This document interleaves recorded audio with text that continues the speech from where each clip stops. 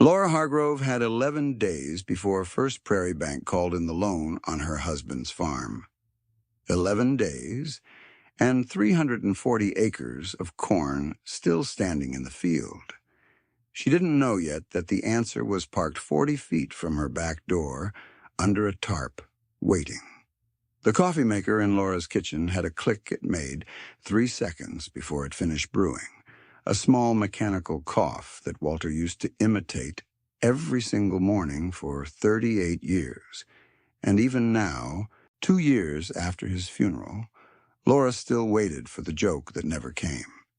She was 60 years old, and her hands had the particular roughness of a woman who had spent 4 decades doing work that used to be split between 2 people and was now split between 1 person and whatever the weather allowed. She ran the coffee, fed the dog, and looked out at the low gray light over the cornfields the way she looked out at them every morning, except that this morning the light seemed to be counting down with her. She had buried her husband on a Tuesday in October, and by that Friday she had already learned more about interest rates, grain futures, and equipment liens than she had in the previous 38 years combined. Walter had handled the business side of Hargrove Farm the way some men handle a second, quieter marriage, devotedly and mostly in private. When he died, he left her the land, the debt, 3 combines worth of equipment that was really only 1.5 combines worth of working equipment, and a son in Lincoln who called every Sunday to ask gently but persistently when she was going to sell. Behind the barn, under a blue tarp gone gray with dust, sat a 1958 International Harvester Farmall 460, the tractor Walter had bought at auction the year they married and had been restoring in fits and starts for the better part of 2 decades. It hadn't run in 6 years. Its engine block had cracked one January, and Walter, who could fix almost anything, had never quite gotten around to fixing that. He used to say the tractor wasn't going anywhere, which turned out, in the end, to be a kind of promise Laura intended to keep on his behalf, whether or not it made any financial sense.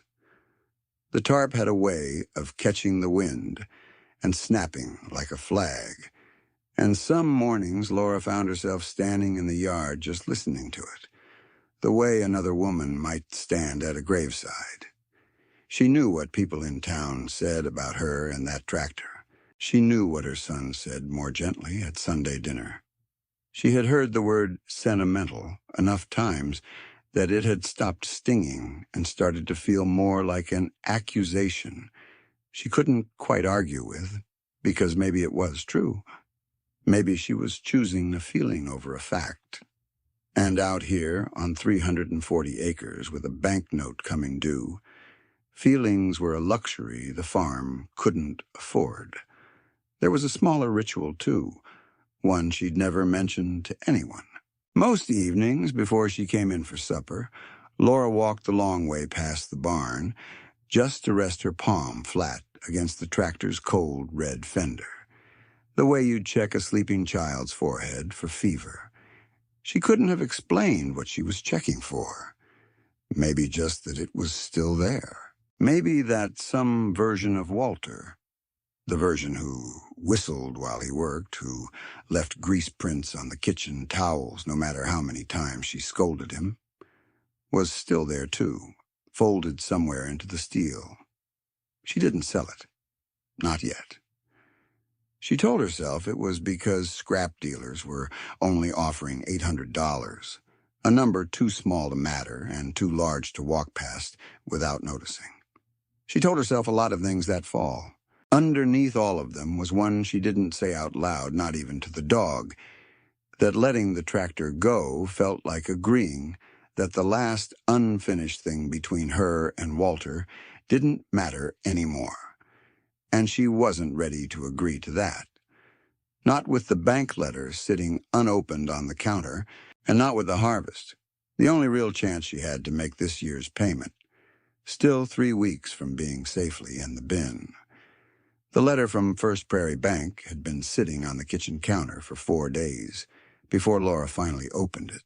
And when she did, she read the number twice to make sure she hadn't misread a decimal point.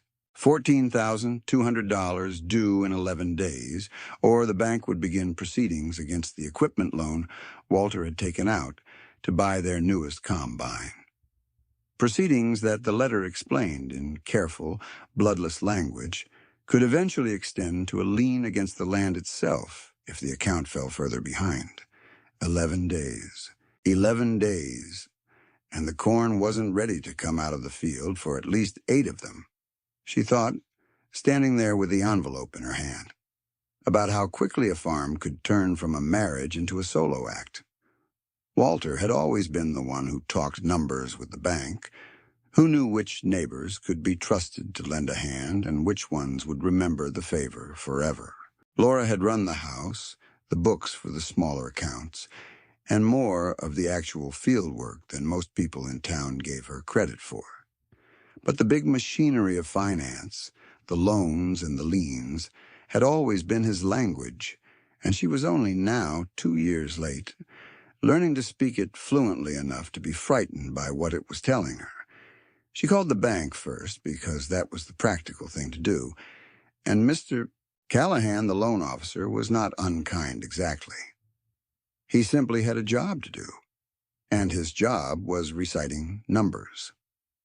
If the harvest comes in on schedule, and you can bring the account current, he said.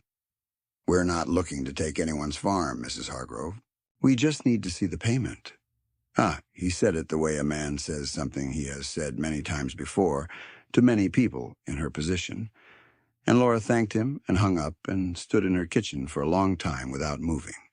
She called her son next, because that was the other practical thing to do, and Danny picked up on the second ring, the way he always did, as if he'd been waiting by the phone for a reason to worry about her. When she told him the number, there was a silence on the line, and then he said the thing she'd known he would say. Mom, sell the tractor, sell the farm all, sell whatever else you can.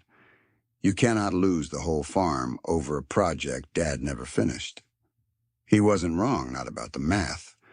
Laura had done the math herself, more than once, late at night with a legal pad and a cup of coffee gone cold. $800 from a scrap buyer wouldn't move the needle on $14,200. But somehow that fact didn't make the conversation any easier. After she hung up with Danny, Laura sat alone at the table for a long while, turning the argument over in her mind the way she used to turn over an ear of corn before husking it, checking it from every angle before deciding what it was worth. Danny wasn't cruel. He wasn't even entirely wrong. But there was a particular loneliness in being the only person who understood that some decisions couldn't be justified with a number, and having to make them anyway, in a kitchen that used to hold 2 opinions and now only held hers. She thought about it calling her sister in Omaha, just to talk it through with someone who wasn't asking her to choose between grief and solvency, and then decided against it.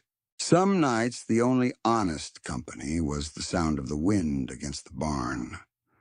Mas o que ela não sabia era. But what Laura didn't know, standing in her kitchen with the phone still warm in her hand, was that the argument over the tractor was about to become the least of her problems, because 3 miles away in the machine shed on the North 40, the combine that stood between her and that $14,000 was already beginning to fail, one worn bearing at a time, in a way nobody would notice until it was almost too late to matter. Word got around town fast, the way it always did in Cherry County. And by Thursday, half the men at the co-op elevator seemed to know Laura Hargrove was behind on her note. She felt it in the way conversations paused half a beat too long when she walked in for feed, in the careful, sympathetic way people asked how she was holding up, as though she were a piece of equipment herself, something that might be failing and hadn't announced it yet. Roy Pruitt found her by the grain bins on Thursday afternoon, hat in hand, doing his best impression of a neighbor being helpful rather than a man circling an opportunity. Roy ran a salvage operation 2 farms over, and he'd had his eye on the old farmall since before Walter died, not for what it was, but for what was inside it. A rare 4-speed transmission housing and a set of original cast components that collectors of vintage International Harvester equipment would pay real money for, piece by piece, more than the tractor was worth whole. "I'll give you $2,000 for it as is," Roy said. "Parts alone. I know it's not my business, Laura, but $2,000 is $2,000, and that tractor's not doing you any good sitting under a tarp." It was more than the $800 the scrap dealer offered, and it should have felt like relief. Instead, Laura felt something harden in her chest, quiet and immovable. "It's not for sale, Roy," she said. And she said it the way you say something you've said before and will say again. And Roy nodded like he'd expected that answer and would be back with a better number eventually. He usually was. The second obstacle arrived on Friday, and it wore a far more personal face than Roy Pruitt's. Walter's sister, Carol, drove up from Grand Island with a folder of paperwork and the particular brand of concern that only family can deliver with an edge in it. The estate, Carol explained, sitting stiffly at Laura's kitchen table, still had a small remaining debt tied to Walter's name. A debt Laura hadn't known about, one from a business loan he'd co-signed years back for a cousin's implement dealership that had since gone under. It wasn't large, but it was due, and Carol, as co-executor, felt strongly that any non-essential equipment, she used that word, non-essential, like she'd practiced it in the car, ought to be liquidated to settle it cleanly. "Before things get complicated for everybody." She didn't say the tractor's name. She didn't have to.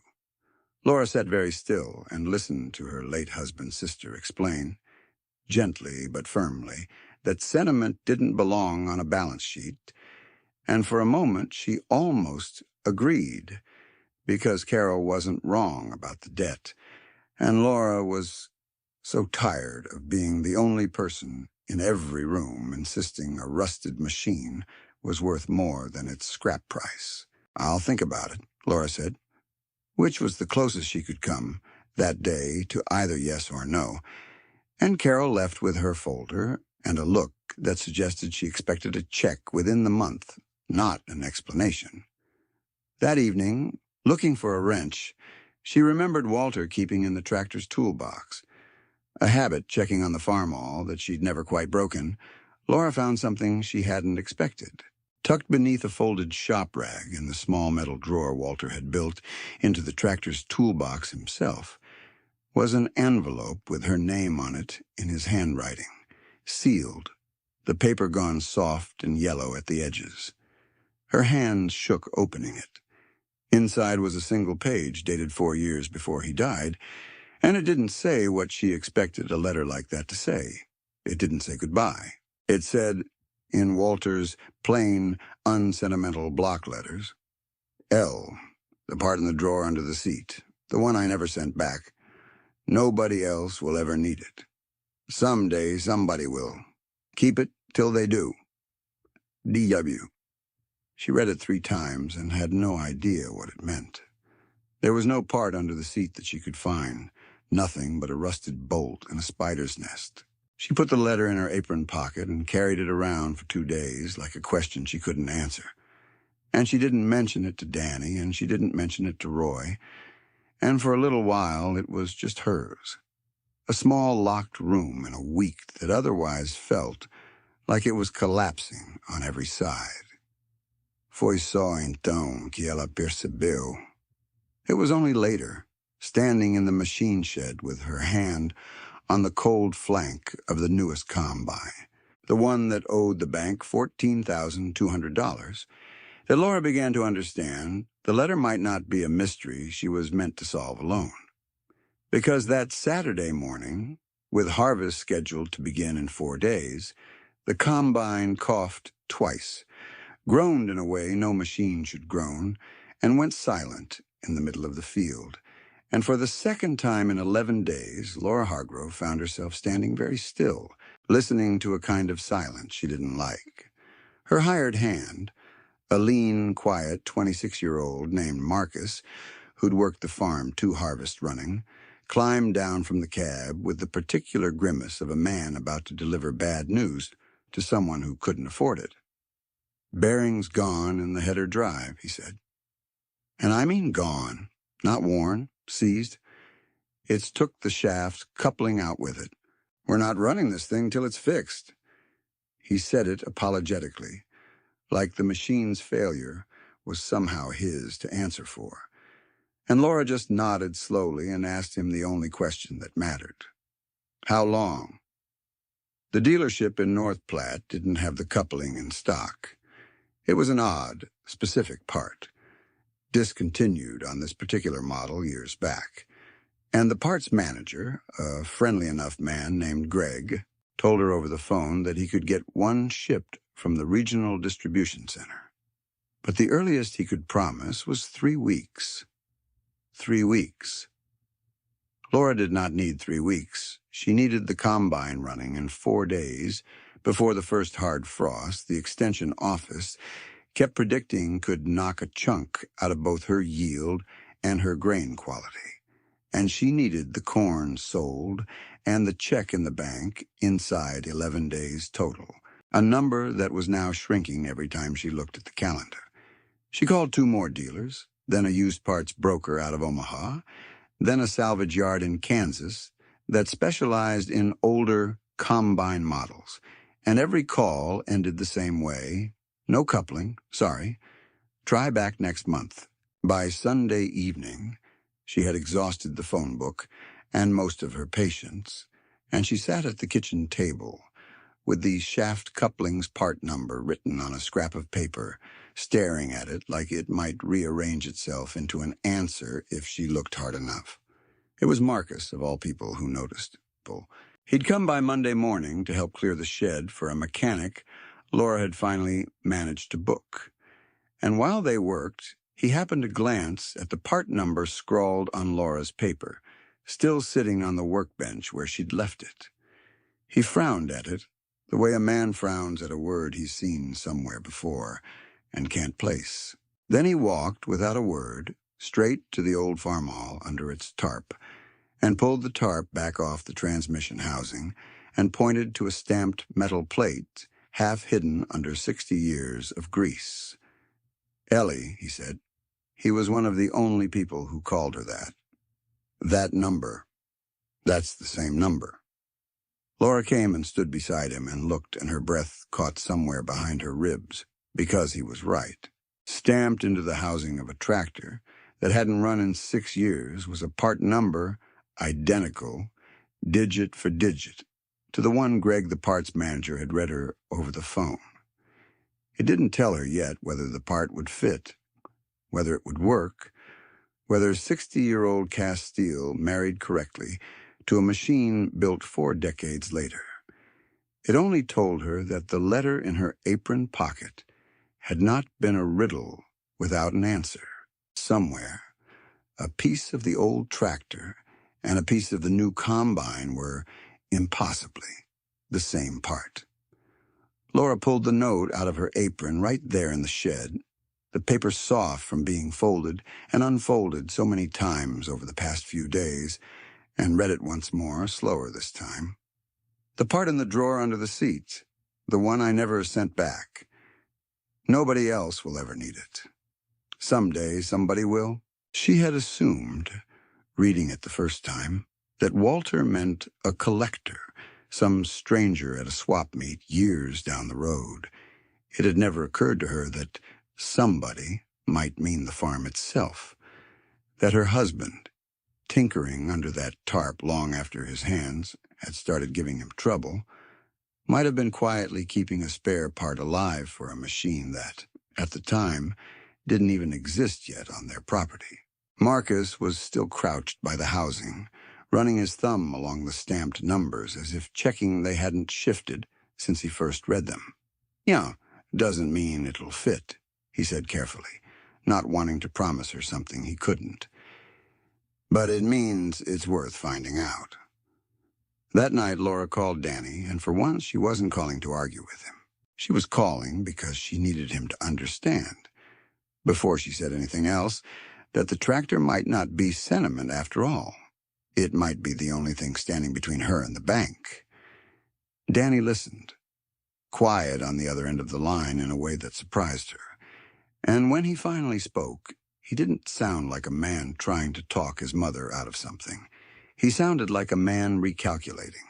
"Mom," he said slowly, "if that's true, if that part's really the same, you might actually be about to save this whole harvest with Dad's junk tractor?" Neither of them said it, but they were both thinking the same thing.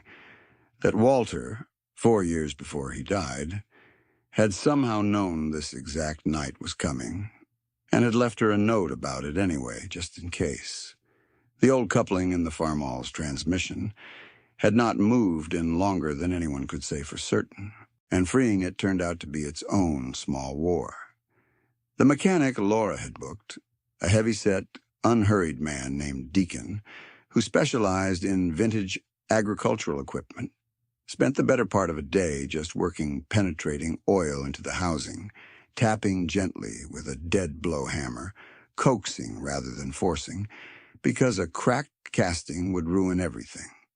"You force old iron," he told Laura, wiping his hands on a rag, "and it breaks. You have to convince it, same as anything else that's been sitting a long time." Laura thought, not for the first time that week, that he might as well have been talking about her. There was a moment, late on the third day, when Laura nearly called the whole thing off. Ortiz's shim still hadn't arrived, the light was fading, and Deacon had just told her, not unkindly, that even if everything went perfectly from here, they'd be cutting it close enough that a single rain delay could still cost her the harvest window. She stood in the machine shed doorway with her arms wrapped around herself against the cold, and thought, seriously, for the first time since finding the letter, about calling Roy back and taking whatever number he was still willing to offer, just to have something certain instead of this slow, uncertain crawl toward a deadline that wasn't moving to meet her. It was Roy himself, oddly enough, who talked her out of it. He'd come by that evening without being asked, the way he had every evening since the coupling came free, and when she said out loud, for the first time, that maybe this had all been a mistake, he just shook his head. "Ellie, I've spent 15 years buying up things people gave up on a day too early," he said. "I'm not about to let you be one of them." Laura didn't fully understand, until she thought about it later that winter. What it had cost a man like Roy Pruitt, who made his living exactly by being patient with other people's discouragement, to say those words to her instead of simply waiting her out and making his offer again in the morning. But he never mentioned the $2,000 again after that night, not once. And by the time Ortiz's truck finally rolled up the driveway near midnight, with the finished shim wrapped in a shop towel on the passenger seat, Roy was still there, still waiting, handing tools to Deacon, like a man who had quietly decided which side of this particular story he wanted to be on. The first attempt to remove the coupling failed. Deacon got it partway free, felt something shift wrong inside the housing, and stopped immediately rather than risk snapping a casting that had already waited 60 years to be useful again. He set it back, re-oiled it, and told Laura they'd try again in the morning, after it had another 12 hours to loosen. Laura didn't sleep much that night. She sat at the kitchen table with Walter's old service manual, for the farmall open in front of her, a book so worn its spine had been repaired twice with duct tape, and she read through the diagrams of the transmission housing by lamplight, trying to understand a machine her husband had understood without ever needing to explain it to her, because she had never asked him to. Reading the manual that night taught Laura something she hadn't expected to learn at 60 years old, that Walter's silence about the business of the farm hadn't been a wall he'd built to keep her out, but simply the shape of a man who showed love through maintenance rather than conversation, who would rather leave a note in a drawer than say the tender thing out loud at the dinner table. She found herself talking back to the diagram sometimes, asking the page why he'd never just told her where the spare part was, and then answering her own question before she'd finished asking it. Because if he'd told her outright, it wouldn't have needed keeping. It would have just been an errand. This way, it had become something closer to a promise she didn't know she was making until the moment she needed to keep it. By the second morning, Roy Pruitt had heard, the way Roy heard everything, and he showed up at the farm not to make another offer, but, to Laura's genuine surprise, to help. It turned out Roy's salvage business had taught him more about international harvester castings than either Laura or Deacon possessed, and for 2 hours the three of them worked together in the machine shed, Roy calling out torque specs from memory, Deacon working the housing with patient, careful hands, Laura holding the manual open, and passing tools like a surgical nurse who had never expected to end up in this particular operating room. When the coupling finally came free, whole and unbroken, nobody cheered. They just stood there a moment, all three of them, looking at a piece of 60-year-old steel like it was something holy. Mudaria tudo o que aconteceria a seguir. What happened next would decide everything, because a part freeing cleanly from one machine was no guarantee it would seat correctly in another. And when Deacon carried the coupling over to the disabled combine and began the delicate work of fitting it into a housing engineered 40 years later, there was a real and uncomfortable possibility, one nobody said aloud, that the tolerances simply wouldn't match, that the letter and the tractor, and all of it, would turn out to be a beautiful coincidence and nothing more. It took most of that second day. Deacon measured twice before he committed to anything, cross-referencing the old part against the specifications of the new one with a set of calipers and a stubbornness that reminded Laura painfully of her husband. Twice he stopped and shook his head and said something under his breath that wasn't quite encouraging. By early afternoon, he delivered the news plainly. The coupling itself was sound, but the mounting collar around it had worn just enough over 60 years to sit loose by a few thousandths of an inch. Not a fatal gap, but not one he was willing to trust at full harvest load. Not with 300 acres still standing. That meant a second trip, this time to a machine shop outside Valentine, run by a man named Ortiz, who Deacon swore was the only person within 80 miles with a lathe precise enough to turn a custom shim to close the gap without weakening the collar. Laura drove the part there herself that evening, the coupling wrapped in a shop rag on the passenger seat, like something fragile and important, which she supposed it now was. Ortiz looked at it for a long moment under his work light, turned it over twice in his hands, and told her he could have a shim ready by morning if he stayed late, which he did, without her having to ask twice. She sat in her truck in his gravel lot for nearly 2 hours that night, watching the blue flicker of his welding light through the shop window, running the math over and over. 4 days left, then 3. And wondering whether Walter had ever imagined this exact chain of strangers, linked together by one small piece of steel, standing between his wife and the bank. Laura stood in the doorway of the shed, arms crossed against the October chill, watching a man she'd known for less than a week hold the fate of her farm in a pair of calipers, and she found herself doing something she hadn't done since the funeral. She found herself talking to Walter, quietly, in her head, asking him if this was really what he'd meant, or if she'd gotten it all wrong, chasing a note in a drawer instead of just taking Roy's $2,000 and calling it done. By the time Deacon finally straightened up, wiped his hands, and said, "It's going to work. The tolerance is tight, but it's going to work." Laura had to sit down on an overturned bucket because her legs had stopped fully cooperating. There was still assembly left to do, still a full day of careful, unglamorous labor before the combine would turn over, and there was still a very real chance that something else, something nobody had thought to check, would fail before the corn was in the bin. But for the first time in 11 days, the odds had shifted, just slightly, in Laura's favor, and she let herself feel it, just for a moment, before going back to work.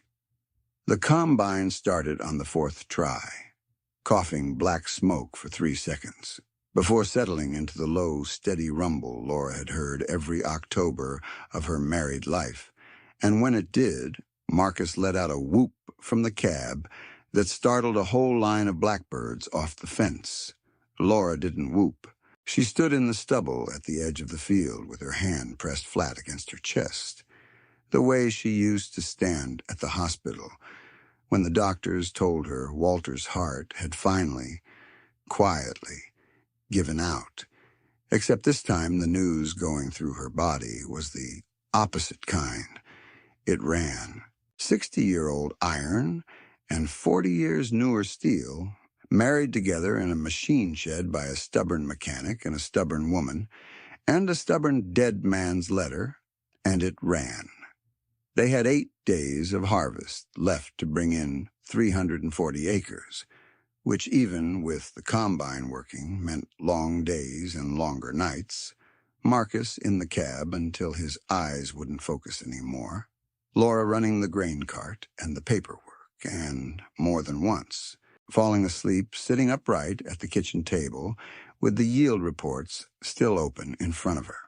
Danny drove up from Lincoln on the 2nd day, not because Laura asked him to, but because, as he put it a little sheepishly, standing in her driveway with an overnight bag, "Somebody who doubted you this hard about the tractor ought to at least show up and help you finish proving him wrong." He spent 4 days on the farm, driving the grain truck to the elevator, and somewhere in those 4 days, without either of them making a formal announcement of it, the argument about the farm all simply stopped being an argument. The frost the extension office had been predicting arrived on the 6th day of harvest, a hard silver morning that would have cost Laura real money in grain quality if the corn had still been standing, but by then most of the field was already in the bin. On the 8th day, with the last load hauled to the elevator and weighed, Laura sat in the truck in the co-op parking lot and looked at the settlement number on the scale ticket for a long time before she trusted herself to do the math. It was enough. Not comfortable. Not a windfall, but enough, with 2 days to spare, to walk into First Prairie Bank and hand Mr. Callahan a check that made the number on his computer screen finally match the number he needed to see. Ela nunca soube o quanto uma peça velha poderia pesar. Laura never fully explained to Mr. Callahan, standing at the counter with her check and her paperwork, why her hands trembled slightly as she signed it, or why, on her way out of the bank, she stopped in the parking lot and cried for the first time since the funeral. Not from grief this time, but from something closer to relief mixed with a feeling she didn't quite have the right word for yet. Something like being forgiven for a decision she'd never been sure was right. The tractor came home from Deacon's shop 3 weeks later, not because anyone needed it to run. The combine was doing fine, coupling and all, but because Laura had asked Deacon, almost shyly, whether he'd help her finish the restoration Walter never got around to. It took most of the winter. Roy Pruitt, of all people, ended up coming by most Saturdays to help, and somewhere in November he stopped talking about buying the tractor for parts entirely, as if the question had simply stopped making sense to him. Danny drove up more than he used to, and one cold afternoon in December, Standing in the machine shed while Deacon adjusted the timing, he admitted to his mother that he understood now, in a way he hadn't been able to before, why she'd fought so hard to keep something that looked, on paper, like it was worth almost nothing. Even Carol came around, in her own quiet way. When Laura called to tell her the estate debt had been settled in full, using part of the harvest proceeds, Carol was silent for a moment on the line and then said, more gently than Laura had heard from her in years, that Walter always did know how to make the impractical thing turn out to be the necessary one. She didn't apologize for the folder or the pressure. That wasn't Carol's way. But she asked, before they hung up, whether she could come see the tractor once it was finished, and Laura said yes. The farm all started on the first Saturday of March, 6 years after it had last turned over, and Laura drove it in a slow, careful loop around the yard while Deacon and Roy and Danny stood watching, and when she pulled it to a stop beside the barn, in almost exactly the spot where it had sat under its tarp for 6 long years, she noticed the small metal drawer under the seat still hanging slightly open, from where the coupling had been removed. She reached in and found, tucked in the very back corner where no one had thought to look before, a second folded note in Walter's handwriting, shorter than the first, dated the same week. It read, L, if you're reading this, you kept it. And that's all I really wanted to know. She sat there a long moment with the engine idling beneath her, the same low, steady sound she'd heard every October of her married life. And for the first time in 2 years, the sound didn't feel like something she'd lost. It felt like something she'd finally, fully kept. Word got around town about the farm all, too. The way word always did in Cherry County, though this time it traveled differently than it had in October. People who'd once called her sentimental now asked, half joking and half not, whether she had any other old junk lying around that might turn out to be worth a harvest. Laura laughed it off every time, but she noticed the shift underneath the joking, that what had once looked like a widow's stubbornness now looked, to the same people, like something closer to faith rewarded, and she was careful not to correct them too firmly, because in a way she supposed both words had always been true at once. She kept the 2 notes together after that, not in the drawer under the seat, but in the top drawer of her own dresser, folded inside the same envelope, and some mornings, walking past the barn on her way in from the coop, with the light coming up low and gold over the stubble fields, she still rested her palm against the tractor's fender out of habit. It didn't feel like checking for a fever anymore. It felt like saying good morning to somebody who had, in his own quiet and complicated way, never really left the farm at all, who had simply been waiting, patient as old iron, for the exact moment she would need him most.